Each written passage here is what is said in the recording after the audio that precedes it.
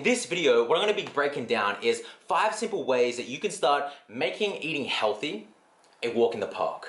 Because maybe right now you have a goal, or maybe you have an idea of what you want to achieve, but you're finding it hard to move in that direction because of how you're eating. Maybe you have all these disempowering patterns and habits that just aren't serving you right now. And you want to make it a little bit easier for you to stay on path and eat healthier and say no to all those bad foods and say yes easily to all of those good foods. So let me break it all down for you in a simple way. Tip number 1 is to find tasty recipes. I know that sounds so damn simple, but here's the thing.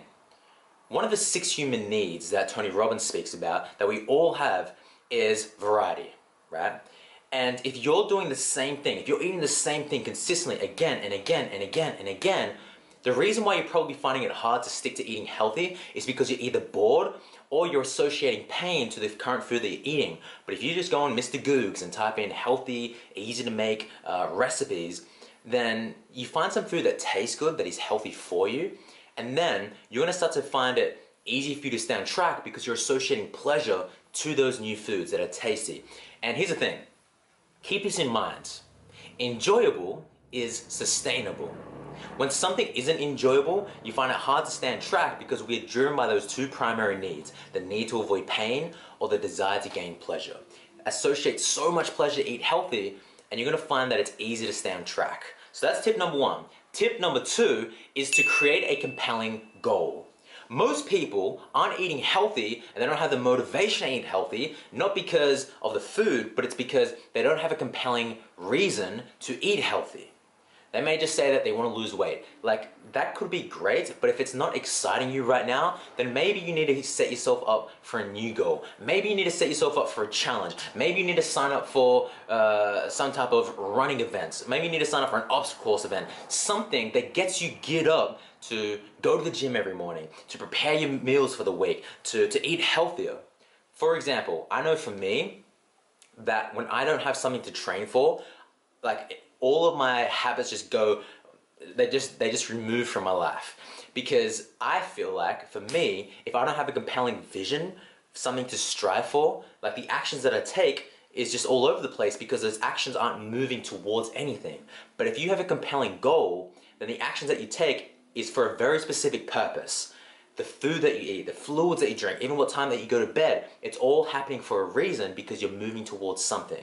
Now, you can create a long-term goal, do that, but also create a 30-day goal or a 45-day goal or a 60-day goal. So in that way you have something that is short-term that is really going to motivate you to get your ass into gear. Tip number 3 is to do food prep. I know you probably heard this before, but maybe this is just going to serve you serve as a reminder for you to start doing this.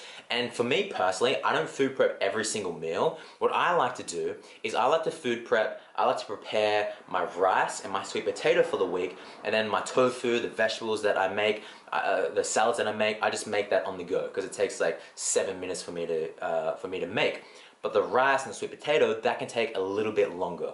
So for you, what you might want to do is you can either do option A, prepare all your meals for the week. So basically all you're doing is you're getting containers, you're cooking these meals in a larger quantity, putting it into containers and then putting it in the fridge. Or you can do what I personally do and just cook the rice or cook the sweet potato, and then everything else that you add into that, you can just do that on the fly. So for me, tofu and salad, I make that on the fly. That's tip number 3. Tip number 4 is to remove anything that is unhealthy from your fridge. Now this becomes a little bit more challenging when you're living at home or living with people who aren't really aligned with what you're trying to do. But what you can do, if you do have this opportunity, if you can just remove everything from your fridge, everything that is in your house that is not healthy for your body, it's going to be so much easier for you to stay on track because out of sight, out of what? Mind. And tip number 5 is to get an accountability partner or a coach or a group of people, right? So here's the thing. Let's say that we have a goal, and here we are right now, and here's where we are.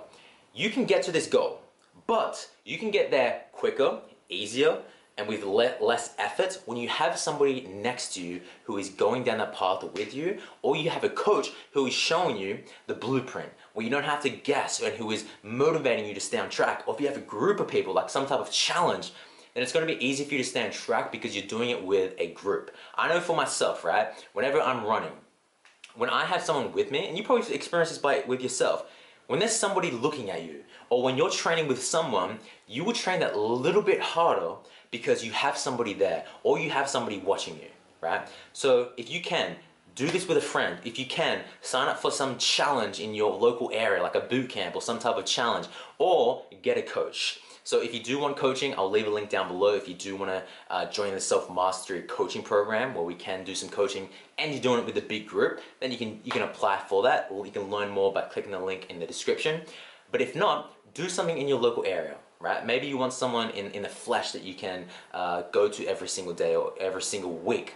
So I really hope that these 5 simple tips really helped you out, and go in and apply them. Leave a comment down below. Let me know what was the most helpful one for you, and what are some other ones that you feel like you could add on to these 5 tips, because maybe there's some things that I maybe missed and you could add on and serve everyone else who's going to watch this video. So leave a comment down below. Let me know what you thought. Subscribe, like if you haven't already, and until I see you guys in the very next video, remember to love all living things, and most importantly, love thyself.